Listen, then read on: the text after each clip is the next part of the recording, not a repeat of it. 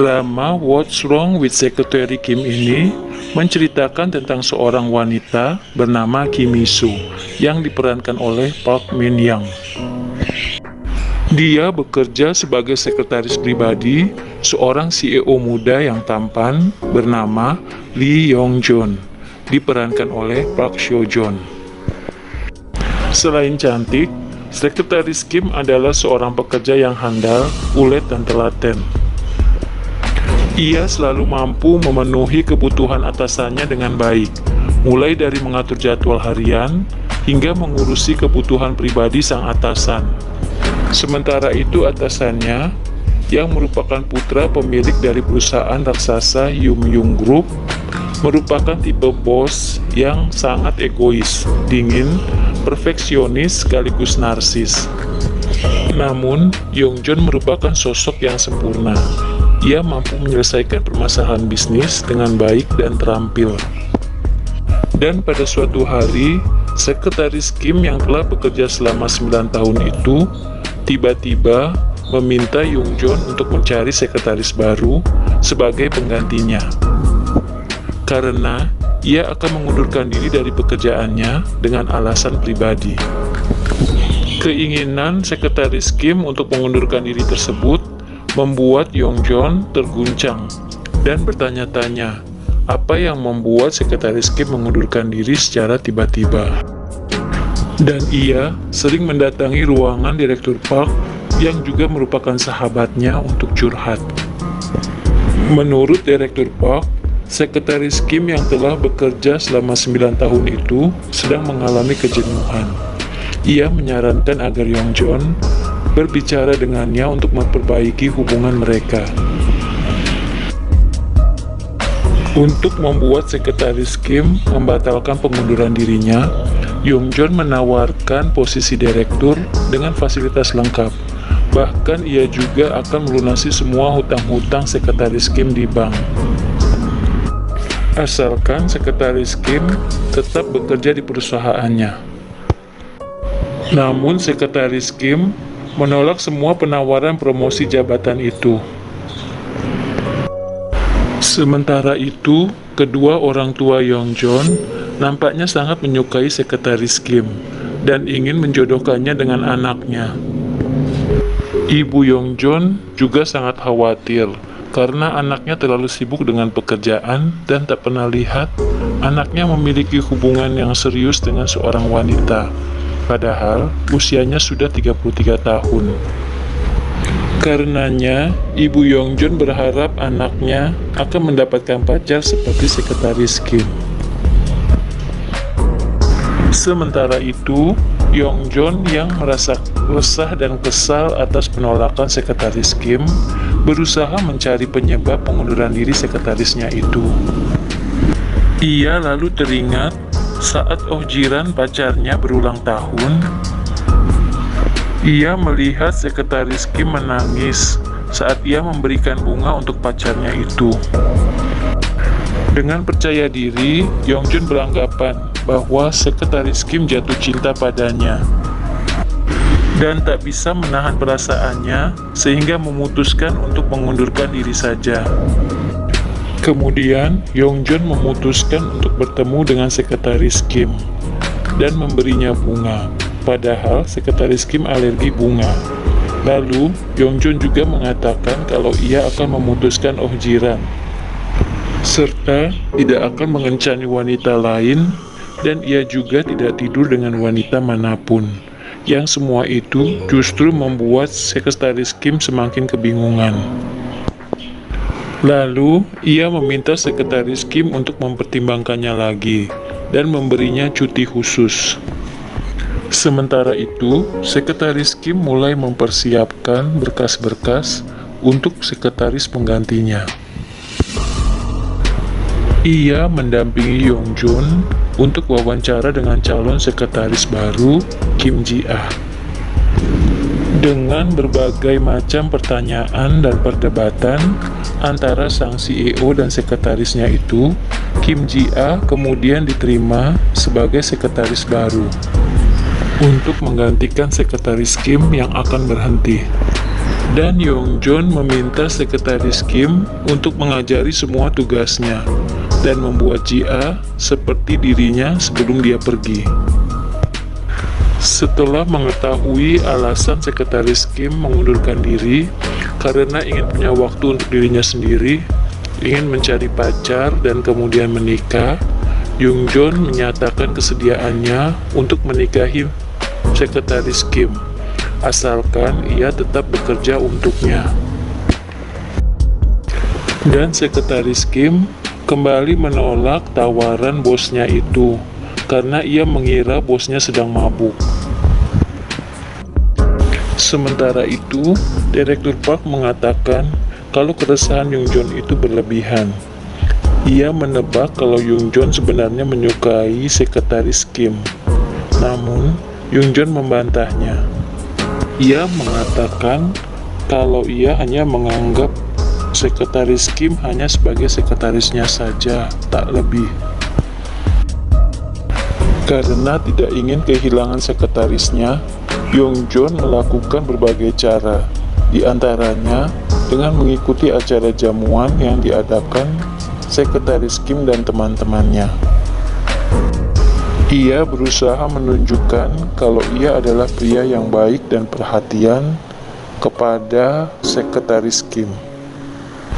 Namun kehadiran Yongjon malah membuat canggung suasana. Sekretaris Kim menanyakan tentang perubahan sikap atasannya itu, karena ia melakukan hal-hal yang tidak biasanya ia lakukan. Yongjon tidak menjawab pertanyaan tersebut. Ia malah mengatakan bahwa ia akan mengencani sekretaris Kim. Namun, lagi-lagi penawaran Yongjon tersebut kembali ditolak. Karena sekretaris Kim merasa kebaikan dan kemanisan bosnya itu adalah palsu. Ia tidak benar-benar memperhatikannya. Dan sekretaris Kim pun mengatakan kalau Yongjon bukanlah tipenya. Atas saran Direktur Park, Yongjon melakukan pendekatan secara perlahan kepada sekretaris Kim. Ia berusaha mencari tahu keinginan sekretaris Kim lewat survei pelanggan sebuah restoran yang didatangi oleh sekretaris Kim dan teman-temannya. Yongjon mewujudkan semua yang dituliskan sekretaris Kim di survei pelanggan tersebut, dengan dalih sebagai hadiah perpisahan dan ucapan terima kasih karena telah bekerja untuknya selama 9 tahun. Yongjon juga sangat yakin kalau sekretaris Kim akan terkena kutukan blockbuster. Ia tak akan bisa mengencani pria biasa lagi seperti keinginannya yang dijadikan alasan pengunduran dirinya. Namun tanpa disadari, perlahan-lahan Yongjon mulai memperhatikan sekretarisnya. Ia baru menyadari kalau sekretaris Kim sangatlah cantik. Bahkan, ia tak suka bila sekretaris Kim dekat dengan pria lain. Ia juga merasa kesal dan marah saat mengetahui sekretaris Kim pergi kencan buta. Yongjon juga merasa resah saat melihat foto sekretaris Kim dan pasangan kencan butanya tampak mesra. Ia mendatangi kafe di mana sekretaris Kim dan pasangan kencan butanya berada. Dalam kemarahannya, Yongjon meminta sekretaris Kim hanya fokus pada pekerjaannya saja. Karena waktu pengunduran dirinya yang hanya tinggal 1 bulan saja. Kecemburuan Yongjon juga terlihat di acara pesta olahraga karyawan perusahaan Yum Group. Saat itu, Ko Gwinam mendekati sekretaris Kim dan menjadi partner lomba kaki 3. Dan di sisi lain, tanpa disadari oleh sekretaris Kim, tampaknya ia juga sudah mulai terkena kutukan blockbuster dari Yongjon. Ia selalu membandingkan setiap pria yang mendekatinya dengan bosnya itu. Merasa tak sanggup melihat kedekatan Mr. Ko dan Sekretaris Kim di lomba kaki tiga tersebut, Yongjon memutuskan untuk pergi dan berkata kalau mulai tahun depan ia akan meniadakan acara kekanak-kanakan tersebut. Sementara itu, semenjak pengajuan pengunduran diri Sekretaris Kim, Yongjon semakin merasa kalau ia sangat membutuhkan Sekretaris Kim, karena sekretarisnya yang cantik dan handal itu mampu menangani semua masalah perusahaan dengan cepat dan tepat. Dan hubungan inilah yang memaksa mereka akhirnya menjadi rasa suka. Meskipun demikian, mereka tak mau mengakui perasaan tersebut. Sampai pada suatu hari, Sekretaris Kim meminta Lee Sung-yeon, seorang penulis novel terkenal, untuk mengisi acara di konser buku perpustakaan Yum Yung Group, yang ternyata adalah kakak kandung dari Yongjon, yang selama ini tinggal di luar negeri. Kehadiran Sung-yeon membuat Yongjon merasa tersisihkan. Apalagi setelah Sekretaris Kim mengetahui ternyata Sung-yeon adalah opa masa kecilnya, di mana ia pernah melindungi dan menghibur Sekretaris Kim kecil saat mereka diculik. Kedekatan Sekretaris Kim dengan Sung-yeon membuat Yongjon merasa resah. Ia tak ingin kehilangan Sekretaris Kim. Dan ia juga tak suka kalau Sekretaris Kim selalu bersama Sung-yeon. Karenanya, ia selalu mencari alasan untuk mengganggu mereka. Dan pada akhirnya, Yongjon menumpahkan kekesalannya dan mengatakan kalau sebenarnya Sekretaris Kim dan dirinya sama-sama tertarik. Ia juga meminta Sekretaris Kim untuk menyudahi semuanya, melupakan opa masa kecilnya, dan mulai berpacaran dan menikah dengan dirinya. Namun kembali Sekretaris Kim menolaknya. Konser buku di pergelaran pusat seni Yumsung dimulai.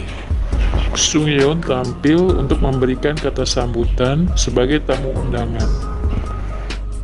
Pada saat wawancara, Sung-yeon mengatakan kalau dia sudah menemukan cintanya, dan dia adalah gadis yang dulu bersamanya saat diculik.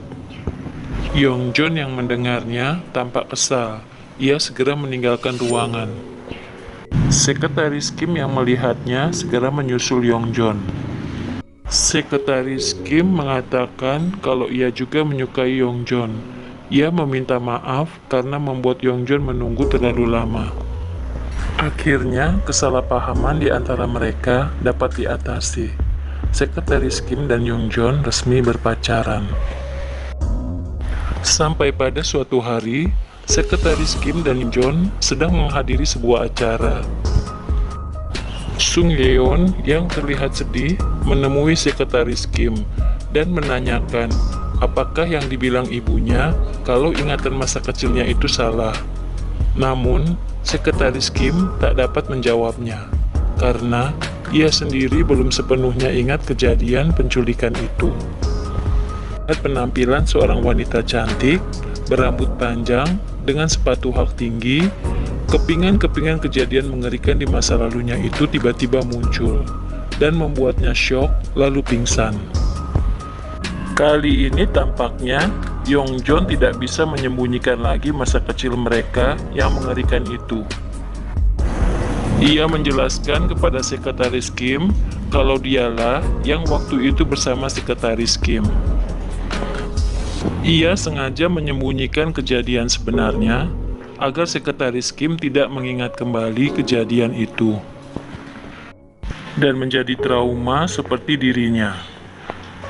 Biarlah ia sendiri yang menanggungnya. Hal ini membuat Sekretaris Kim menangis, namun ia berterima kasih pada Yongjon karena berkatnya dia tidak melihat kejadian mengerikan itu. Sementara itu, untuk membuktikan keseriusannya pada Sekretaris Kim, Yongjon memberikan kejutan lamaran yang begitu romantis kepada Sekretaris Kim dengan alunan piano dan nyanyian merdunya. yang membuat mata sekretaris Kim berkaca-kaca karena bahagia. Di akhir cerita drama komedi romantis ini ditutup dengan pernikahan yang meriah antara Yongjoon dan sekretaris Kim. Kebahagiaan terpancar di wajah mereka, karena akhirnya keinginan mereka semasa kecil terwujud.